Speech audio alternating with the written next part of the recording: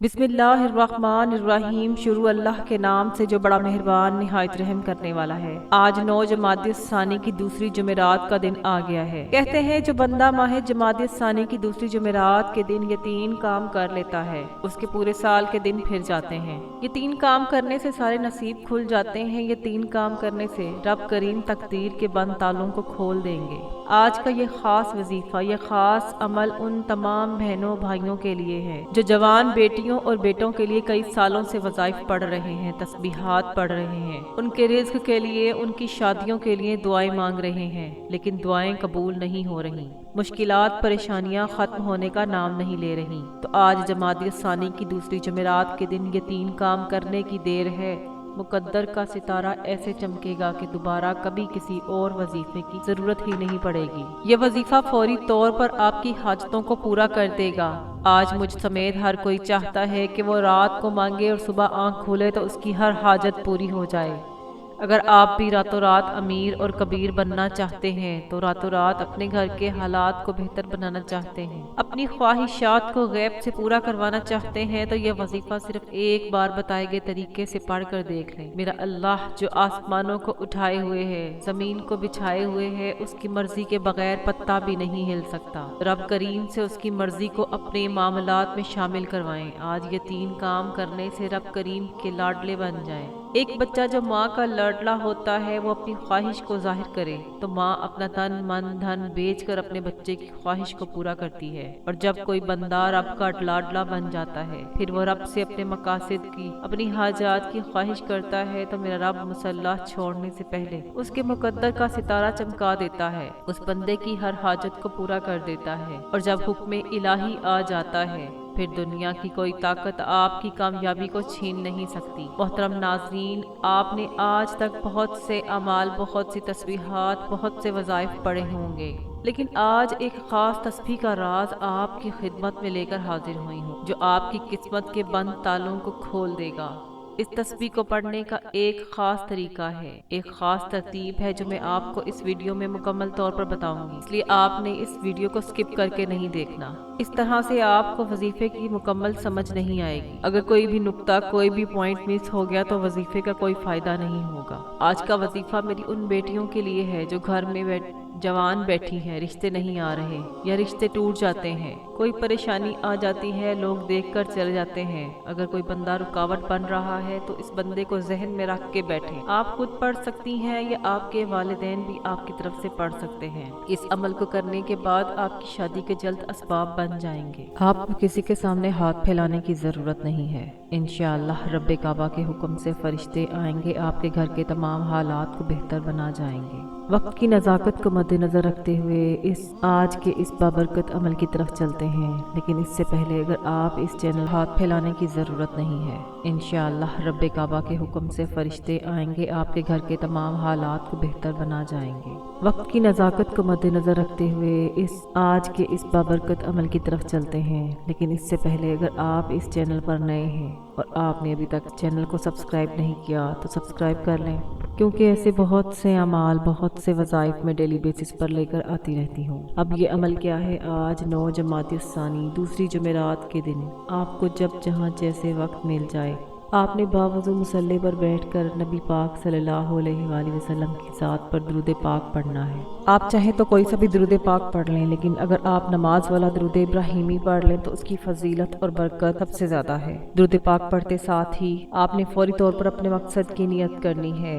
याद रखिएगा कि आपका मकसद जायज़ होना चाहिए, आपकी हाजत जायज़ होनी चाहिए। अपने जायज़ मकसद और जायज़ हाजत की नियत करनी है। हर इंसान की हाजत दूसरे इंसान से जुदा है, हर इंसान का मकसद दूसरे इंसान से जुदा है। अगर आपके ऊपर कर्जा है, आप कर्ज से निजात चाहते हैं तो उसकी नियत कर लें कि या अल्लाह मेरा सारा कर्जा उतर जाए। या अगर आप किराए के मकान में रहते हैं, अपना ज़ाती घर खरीदना चाहते हैं, आपके पास ज़ाती घर खरीदने के पैसे नहीं हैं, या अगर आपकी औलाद आपका कहना नहीं मानती, नाफरमान औलाद है, मियाँ बीवी में मोहब्बत की कमी है तो उसके लिए पढ़ लें। आपको कोई बड़ी रकम चाहिए तो उसके लिए पढ़ लो। आपकी कोई भी ऐसी ख्वाहिश है जो आज तक पूरी नहीं हुई, आप अपनी ख्वाहिशात को जहन में रख के इस अमल को करें।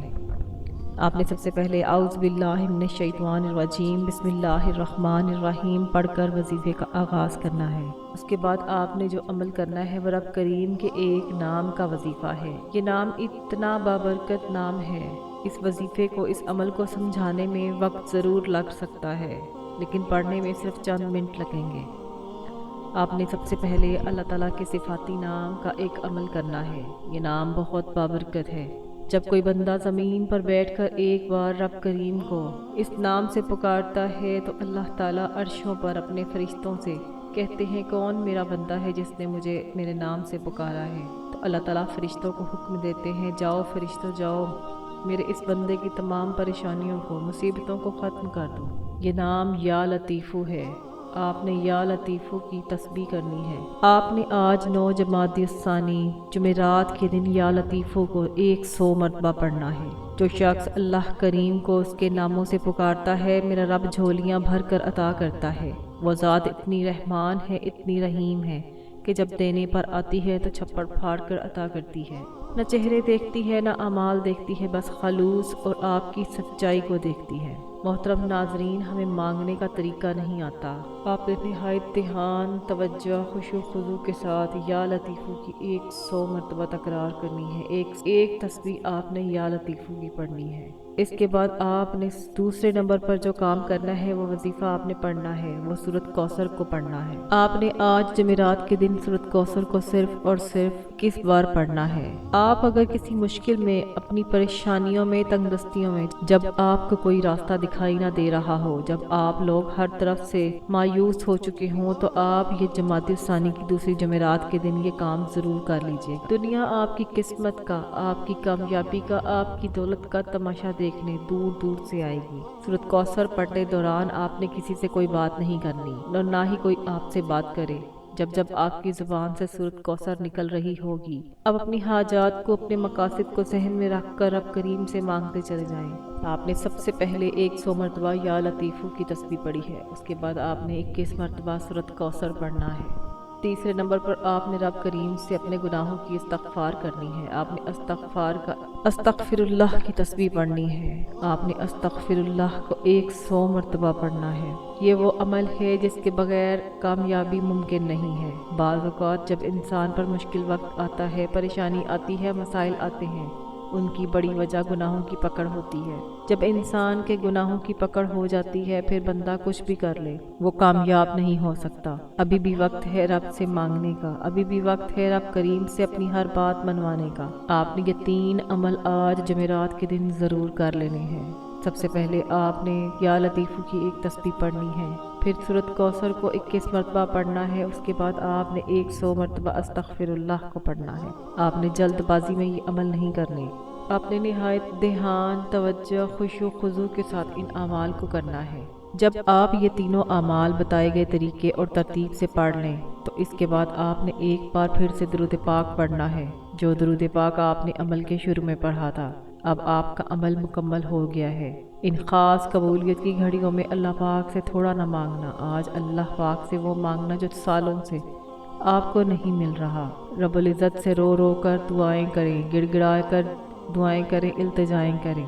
انشاءاللہ رب کریم آپ کے مقدر کو بدل دے گا، آپ کے نصیب کو بدل دے گا۔